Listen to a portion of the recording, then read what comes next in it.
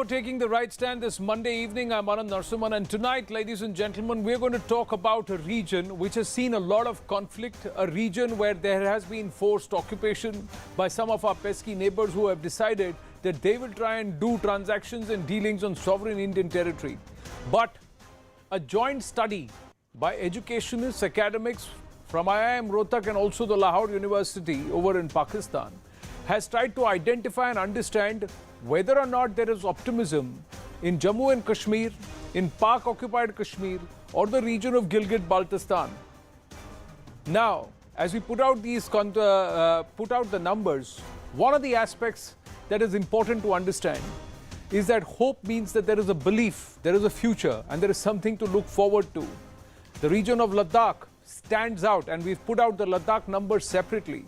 What we've also done, as I go in, and we'll also have the professors joining us who have worked on this study over a base of about 1,425 respondents randomly selected across these regions. One thing that stands out, Bharat, Naya Jammu and Kashmir, and the importance of peace, progress and development, and that promise comes from India. Let's try and look at the numbers. What we've also done is, as I walk across, to tell you that the research plotted Jammu, Kashmir separately. We have taken a weighted average of Jammu and Kashmir together because it's the union territory of Jammu and Kashmir versus Pak Occupied Kashmir. And then you have the region of Gilgit-Baltistan, which actually forms the larger Pak Occupied Jammu Kashmir, and the region of Ladakh, which we'll put out separately. Right now we're looking at Jammu and Kashmir, POK and Gilgit-Baltistan. It's about optimism. Is the current generation more optimistic than their parents? And look at the numbers reflect the hope. 75.2%, 02% is the number in Jammu and Kashmir. And look at the Gilgit-Baltistan number, 56.6%. That region has been deprived. That region has not been allowed its share of the development process, its share of education, its share of growth, and its share of an identity as part of the Union of India. Now, compared to the previous generation in Jammu and Kashmir, are they better off than the previous generation? 70.43% of the respondents believe yes. That is about hope and optimism. 64.14% in POK, 54.72% in Gilgit-Baltistan. There's a big message from that region coming across. And of course, let's try and understand the next question. Are they happy with the government of the area? An overwhelming response of 64.02% in this weighted Jammu and Kashmir, 48.97% in POK, and 30.19% in Gilgit-Baltistan. So look how that region has been done in by the occupiers. And it's high time that has changed. Somehow we feel very strongly about it. Better job opportunities than their previous generation. Jammu and Kashmir, POK, Gilgit-Baltistan, look at the comparison. 67%, 65%, 31%. If you look at infrastructure much better than their parents' generation. Naya Jammu and Kashmir stands out at 75.31%. There are protests against what is being done in POK, and that is reflective. There are protests against what has not happened in Gilgit-Baltistan at all, and what they deserve. Their rights taken away, 28.3%. There are other dynamics too, which we will talk about in terms of employment, in terms of migration, where majority of the people want to move out of POK, want to move out of Gilgit-Baltistan, but they want to stay put when we talk about Jammu and Kashmir, when we talk about Ladakh. Straightforward question. Weeding out the occupiers, is that the only solution to ensure progress, ensure optimism is spread further in the regions of Gilgit-Baltistan and POK? Let's go across to our panelists. Professor Dheeraj Sharma of IIM Rohtak, Director IIM Rohtak with us. Amjad Ayub Mirza, POJK political activist. Senge Sering, Gilgit-Baltistan activist, whom I have immense respect for, just like Mirza Saab.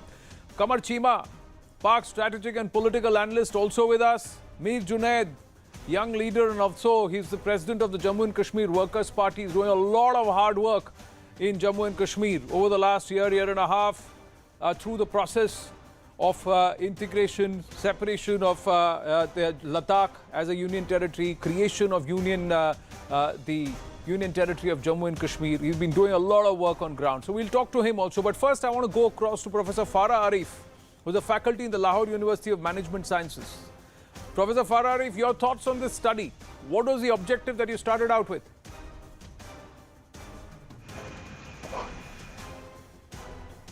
Interested in looking at the optimism in the most distressful environment, so we chose Kashmir.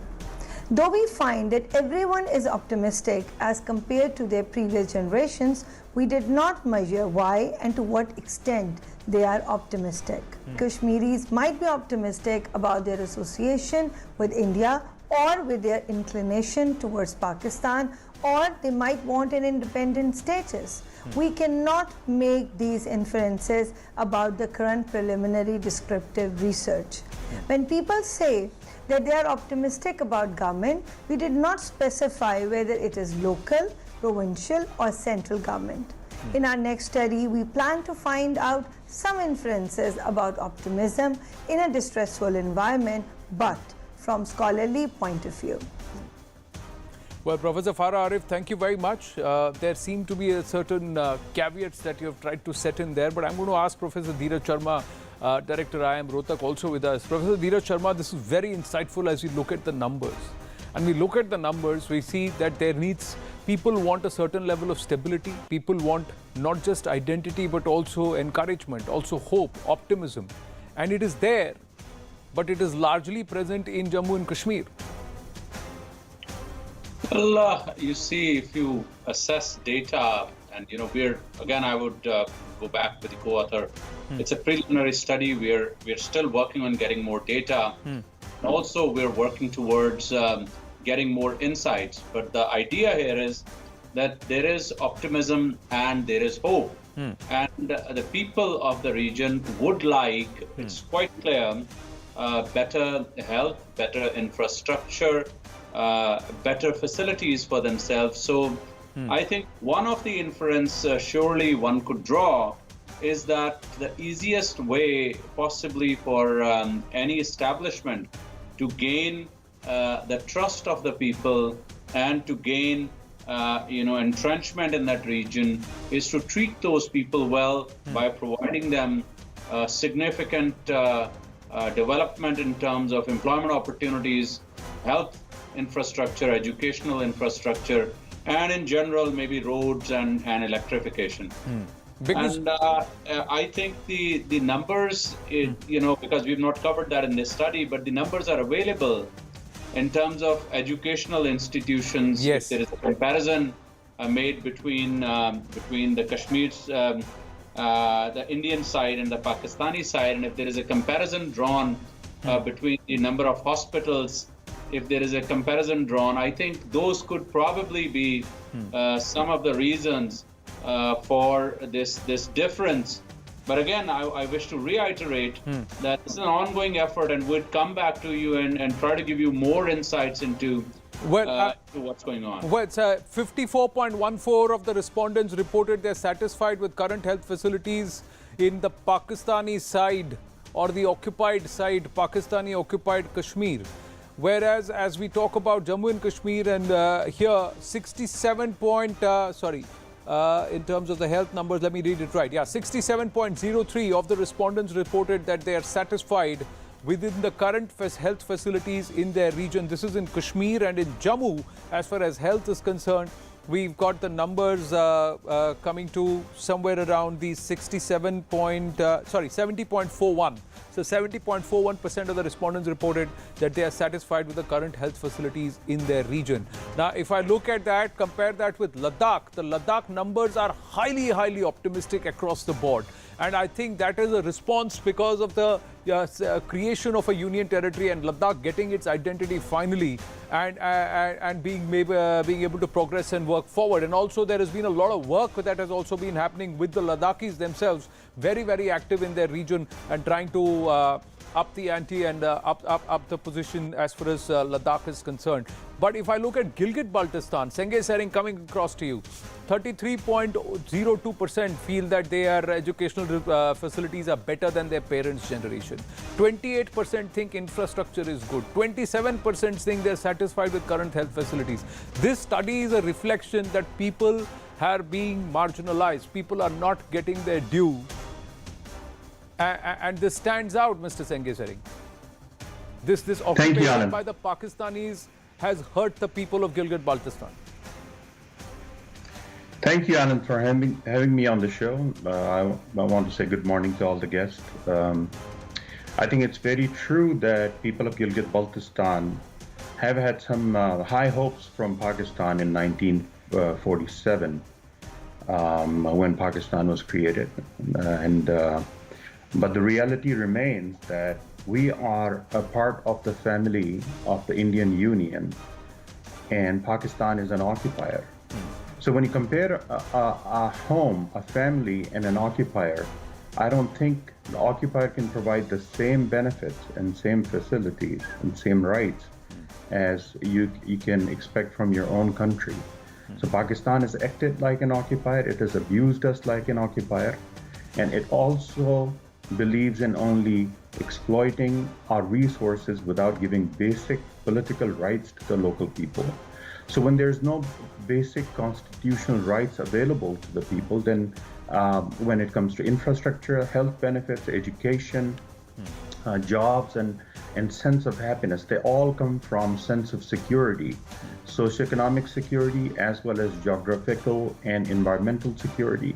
We are at the mercy of the Chinese and the Pakistanis right now, who are stripping off our resources right in front of our eyes, and we stand helpless and asking international community to help us to stop that abuse.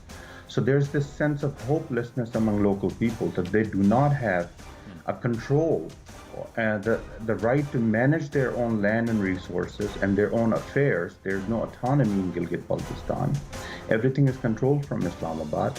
So this lack of sense of security is what making people very unhappy, and that's why you can see that sense of happiness in Jammu Kashmir, which is constitutional part of India. Ladakh, as you said, it has its own identity.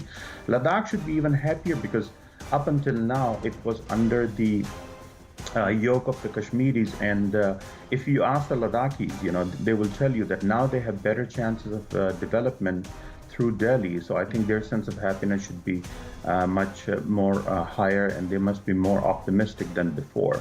So coming back to Gilgit-Baltistan, one thing that it shows, that Pakistani propaganda that you see on Pakistani television does not reflect the real aspirations of local people. I mean, Pakistan would try to tell you Kashmiris want to be part of Pakistan. Pakistani media would try to tell international community that Muslims are not happy in India. And the reality is that when you go and ask the local people, they will tell you and give you an exactly opposite scenario. So I think people in Jammu Kashmir, they have a lot to gain from these constitutional amendments that have happened last year, exactly a year ago on August the 5th. Right. And I wish them best of luck, and hopefully very soon we will reintegrate with them and reunite with them. The Wuhan virus pandemic has also set the delimitation exercise and the redrawing of the map as far as the territorial areas is concerned. It set it back by about a few months, but I'm very, very optimistic that a lot of Gilgit-Baltistan, in fact all of Gilgit-Baltistan, will find itself integrated with Jammu and Kashmir and also Ladakh. And there will be those vacant seats will be full very, very soon. Those 24 seats which are vacant in the erstwhile state of Jammu and Kashmir, Ladakh Assembly, for Gilgit and Baltistan, they should be occupied and they should be full, and there should be elected representation. That is the right way to go forward, because this number is very important. The happiness quotient in Gilgit-Baltistan is the lowest, at 21.7% of the respondents reporting they are happy with life in their area. Only 30.19% of the respondents reported they are happy with the government in their area. Whereas 56.6% of the respondents said they intend to move to another location for better life of their children. 55% of the respondents said they intend to move to another location for a better life. This itself shows the happiness quotient, the optimism is the least in Gilgit-Baltistan at this point. Very true. Very true. If you do a survey over all the provinces of Pakistan, you will find that maybe 70 or 80% of the Pakistanis want to move out of that country because their system is so stagnant, and there's no hope for the common people. And people of Gilgit-Baltistan, they do understand that they're not part of Pakistan, and Pakistan is occupying them. So I think their sense of hopelessness should be even higher. And they believe that now with China in the fray, I think even the chief minister, recently said that a lot of affairs that he should have control over are being governed and decided in Islamabad. So he called Imran Khan's government fascist on public media. So you can imagine, the sense of deprivation in Gilgit-Baltistan that exists today. And this Wuhan China virus has actually exposed a lot of these weaknesses that we have been talking about. They cannot take care of their own people. The local people have to pool money. They have to collect money from the common people to buy ventilators. That's how bad the situation is, and people cannot have basic health benefits. For a single Panadol, like a tablet of Panadol, people have to rush to Islamabad. There's no medical college, there's no engineering colleges. It's been 70 years since we've been deprived of these basic infrastructure.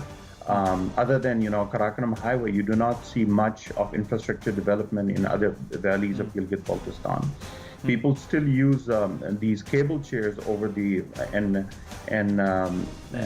rope bridges over the rivers. There's no electricity in villages. In my village, there's no electricity as we speak right now. There's no running water in most of Gilgit-Baltistan. So, I mean, it has been kept in darkness purposely because they do not want people of Gilgit-Baltistan to talk to the international community, tell them about the reality. So they have been kept in wraps. And I think as social media has enabled local people to expose some of those realities. True. Let Kamar Chima respond. Kamar Chima, happiness quotient the lowest. People want to move out of Gilgit-Baltistan.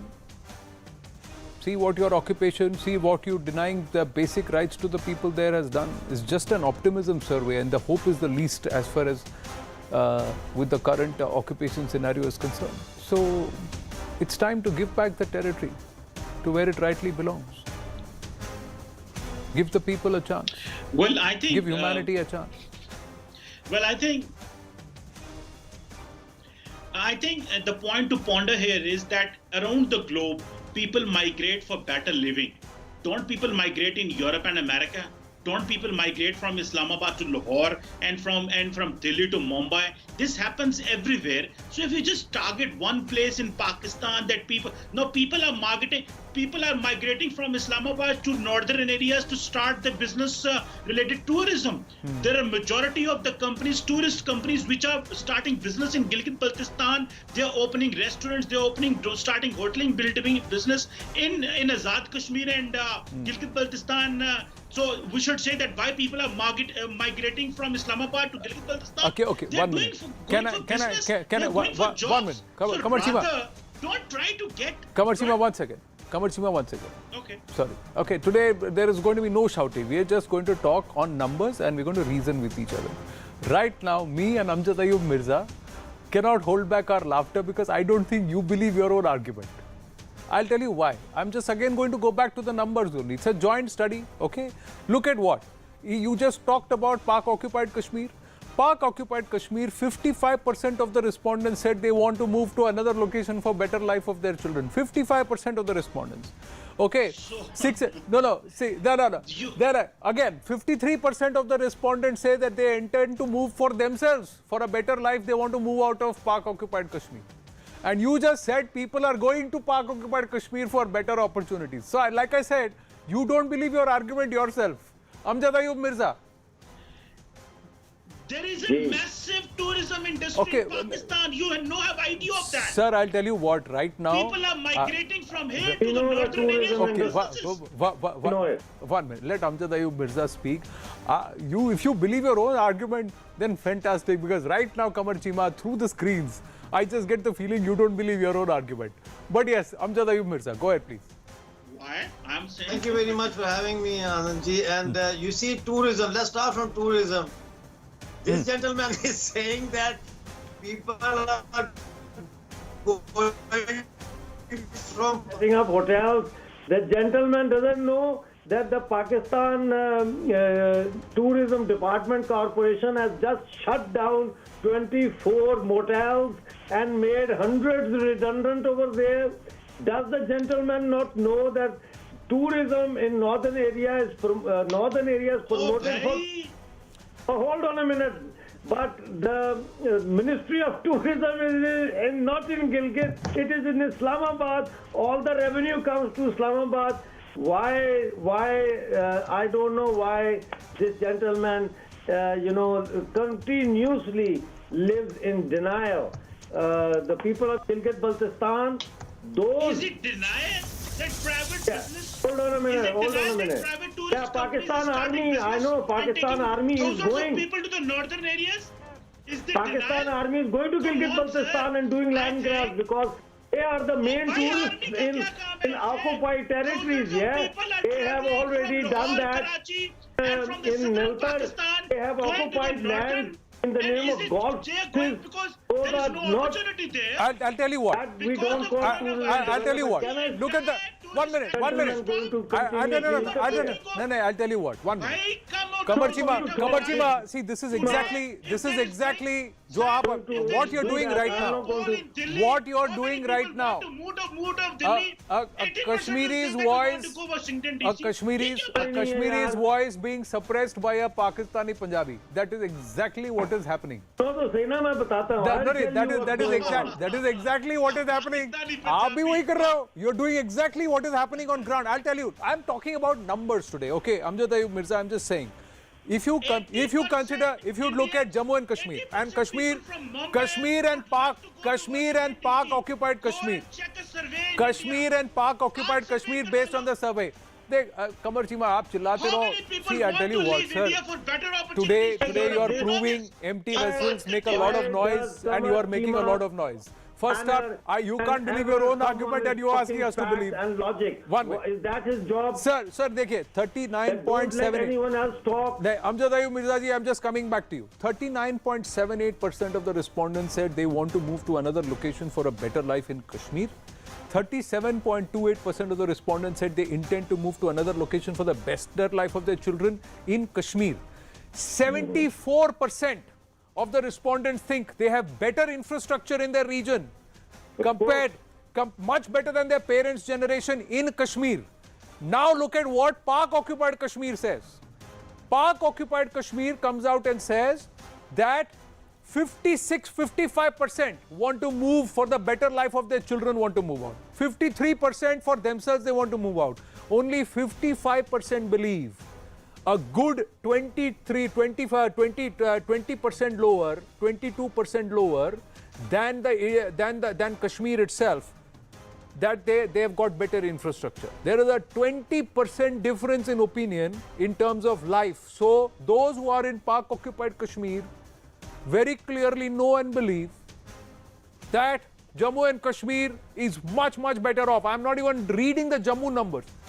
Kashmir is much better off than Pak Occupied Kashmir based on the numbers in terms of optimism, hope, and what they think is there in terms of life for themselves. So what are you talking about, Qamar Chima? Before I go back to Professor Sharma and also bring in Mir Junaid, Amjad Ayub Mirza, quick word. Amjad Ayub Mirza. That's it. You know what? I'm very happy. Cut his mic off. ये जितना India के बारे में जानते हैं ना उतना अपने पाकिस्तान के बारे में नहीं जानते कमर Cheema. So that itself shows where the interest is and where the hope and optimism is. Amjad Ayub Mirza, go ahead. कमर चीमा सिर्फ टीवी के जीतते हैं और कहीं नहीं जीतते. सिर्फ First of all, the territories you call POK, please correct yourself. They are not POK. They are POJK. They are Pakistani Occupied Jammu Kashmir. So please start calling it POJK. Number one. Number two, you know, the people, okay, so many people in Jammu Kashmir say they are better off than their parents' generation in Jammu Kashmir, and so many say in POJK. There's a difference between that prosperity, that betterment in life, and what's the difference? The difference is that in Jammu Kashmir, it's infrastructure development that has made them feel that they are better off. Whereas in POJK, it is the revenue that has come from the exiled labor in the Middle East, North America and Europe who send the money back to their families और उनके घर का गुजारा चलता है, उन चार कपड़े उन्होंने अच्छे खरीद लिए हैं. So there is a difference. There is absolutely no infrastructure built compared to Jammu Kashmir. People back, Indians back from Kuwait. ये क्या बातें करते हैं? Don't people from India go for better opportunities in Middle East and Europe and America? And you are talking that people from the Kashmir. This is a different argument altogether. I'm not This is a talking different. about No, no, Indians. this is a different. This is a different argument altogether. Different argument. Because the premise. Labor market The is a different premise. argument. No, one Talking minute. about it. Kamar Chima, Comparing Kamar Chima, you know what? in Jammu Kashmir. Talking about Jammu and Kashmir. Kamar Chima, you are behaving. You are behaving. And Gilgit-Baltistan is not infrastructure based development. It is the revenues that we, the working class in Europe and America, send back to our families. Right. So there is a difference. No, and not just that. This is about talking about hope and optimism in regions that have seen conflict and regions where it was a particular objective for the study. And Kamar Chima, you are behaving exactly like what Pakistan is doing here in this region, being an irritant and making everybody's life miserable, including their own. So that is what I'm saying. Your arguments are shallow. And what you're saying itself is totally devoid of the context. Like always, you have always been caught with prepared with something which is out of syllabus for the evening. But let me go back to Professor Sharma, and then I'll go to my good friend Mir Junaid, who's been patiently waiting for a bit. Professor Sharma, the understanding and what you, like you said, preliminary base, in terms of hope, optimism, in terms of looking at future, the numbers very clearly show where the optimism is, where the hope is, and it is towards the side of stability, and it is with Bharat, with India. I would go back and let's draw simple comparisons on which is probably going to be the next step of the study, is to draw parallels on poverty line, for instance. What is the percentage of people below poverty? As it stands, the past data indicates that the percentage of people below poverty in Gilgit-Baltistan and the Pakistan side of Kashmir are much larger compared to the people below poverty on the Indian side. As a matter of fact, you'll be surprised. There are two numbers which I would like to bring to your attention, which could possibly be the reason. One, as if you would go by census of 2011, the percentage of people below poverty in the Kashmir Valley alone are amongst the lowest of any state in our country, which demonstrates that state support has been there. Second, a very important factor, despite the area having significant turmoil, Kashmir has the lowest percentage of people incarcerated per 100,000 of any state in India, is amongst the lowest, bottom 2 or 3. Additionally, I think another very important thing that one could look at is in terms of the number of medical colleges. I think the numbers, the comparison would be probably 1:15, 1:18 at that time. But the striking aspect here is that this data, particularly from the side of Ladakh, in view of the recent incident with the other country, other neighboring country, is also a demonstration of faith in the administration. That they are very optimistic that despite having a lot of turmoil there, people are standing with their nation and are very confident that the outcomes for them are going to be positive. Well, very well said. Mir Junaid, thank you for your patience coming across to you. You've seen the study, we've put out the numbers, and the hope and optimism is with young leaders like you, with people who are wanting to chart together a progress, a path for progress. Thank you. Right. See, Anand, the report that has come is actually a mirror that reflects the situation on both sides in terms of governance. The nature of this report, that is being a joint research report, clearly shows who has what intentions. And the dissatisfaction of the people is bound to come to the fore, and it surely and definitely shows that the occupier will be very soon thrown out from the land. And we are all aware, even the Chima Sahab is aware, that Pakistan is a terror economy that has only folks which is to bring our country down. And moreover, it has only one type of infrastructure, I believe, and we have witnessed over the past years, that is the terror infrastructure. And then if they were comparing the two sides, it is just, they can't compare the two sides. Comparing two sides it is just like, comparing sky and earth. But, at this point of time, I believe the time has come to highlight their failures, actually. Likewise, they are trying to project us in a very negative way. Correct. But that is quite wrong. Sitting in the cozy rooms and just then making the hollow decisions is not going to work anymore. We understand they are a failed state, and time and again it has proven by them itself. Right. And the report itself shows that the people there, they are dissatisfied over the issues. Yes. That the basic necessities of life for the citizens of the country are not being provided by them properly. If a government that cannot provide its citizens basic facilities like healthcare and education, that it deserves to be overthrown. Religious propaganda cannot fill the beliefs and dissatisfy living of the people forever. Right. Now, if they look to our side, if they when they talk about this pandemic, particularly, we have the highest number of testing ratio when it comes to other states of the Union Territory. If you will compare this state with them, we are far better than them. And Naya Kashmir, they must understand, Naya Kashmir is a new dawn, a new chapter in the history of Jammu and Kashmir. You see, our panchayats are being empowered and institutionalized at a very fast speed.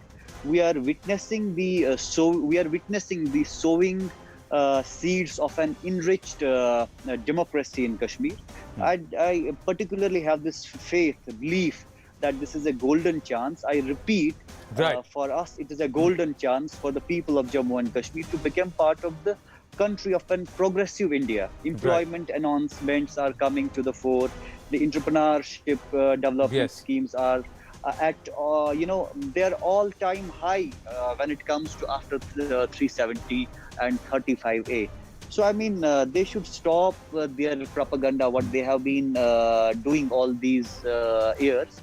And yes, the weeding out of these occupiers is absolutely important. But the thing is कि if they stop their propaganda, ये करेंगे क्या? इनको उसके अलावा और कुछ पता ही नहीं है.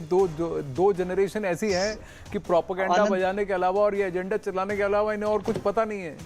अब ये सीखेंगे कि नहीं सीखेंगे, कुछ और करेंगे कि नहीं करेंगे, क्योंकि इनके एक क्रिकेटर ने बिल्कुल सही कहा था. मेरे पास समय कम है Mir. What I have to do is we'll take this. एक चीज जी बोलिए. So you understand, we have seen the protesters there. They are natural outcome of the misgovernance and destruction caused by the Pakistan in their region. Right. And it's the right time. They need to be exposed in every front. Right. So they can't just come and sit through Skype and just. See, this is the only thing they do need to know. अब जितनी दिन चलता है देखते हैं. But me, Junaid, I look forward to taking this discourse forward through the course of this week, when we'll talk more in length about Naya Jammu and Kashmir. This one was about the study, a joint Indo-Pak study, which talks about where the hope, optimism and future lies. And that lies with Bharat, with Jammu and Kashmir. And the fact is the future of Gilgit-Baltistan, future of Pak Occupied Kashmir. also lies with where the sovereignty lies, that is with us. Professor Dheeraj Sharma, Amjad Ayub Mirza, Senge Sereng, Kamar Chima, and of course Mir Junaid. Thank you very much. I have to wind up. Thank you very much. Quickly, ladies and gentlemen, this is Group Captain MJ Vinod taking us through why we should be proud of the Rafales joining the Indian Air Force. They will land in Ambala on Wednesday. But this is Group Captain MJ Vinod taking us through the comparisons between the Rafale, the F-16 and of course the J-20s. Watch it.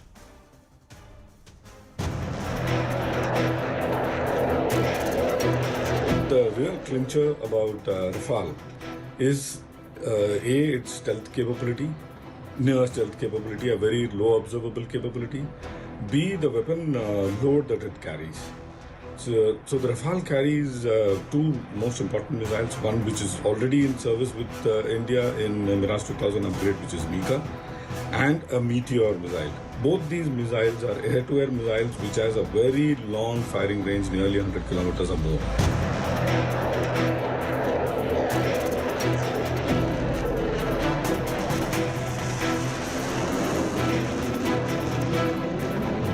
Comparing F-16 with Rafale or comparing Rafale with J-20, it's not an apples to apples comparison. It is more like an apples to oranges comparison.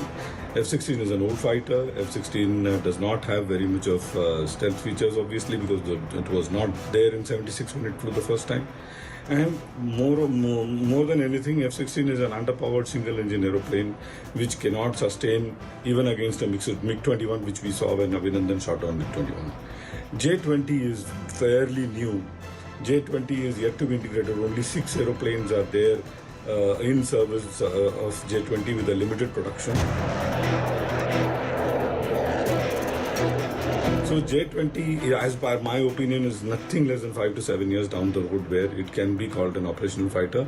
Now the second aspect of high altitude trials, etc. remains. About 7 to 8 years is what I give it to J-20 for it to become operational. Even then, J-20 head to head with Rafale. Rafale will prove itself well because of its weapon reach capability, the amount of missiles that it can carry and the electronic warfare suite that it has. So it is going to be a game changer. The induction of Rafale into Indian Air Force is going to change the power balance in Southeast Asia, especially against Pakistan, which perforce it has to move back all its resources as well as in its first strike aeroplanes to a deeper air bases, and deployment of the air assets in the entire Tibet Autonomous Region and the other regions of China. So it's going to be interesting next 10 to 15 years by the time they come up with something new. When Rafale was going to be inducted, and at that time Chinese threat from in the Galwan Valley and that area was not envisaged. So therefore, we would have integrated the existing weapons system of Spice 2000 and other Mark 84 bombs and POJK kit, etc. after Rafale came to India. So this hammer weapon system is going to be a stopgap arrangement. 6 weapons can be carried. All weapons can be fired at 6 different targets, and with 50 to 60 kilometers of range, the Rafale can stay out of the integral AD system of the enemy and take out the enemy with ease.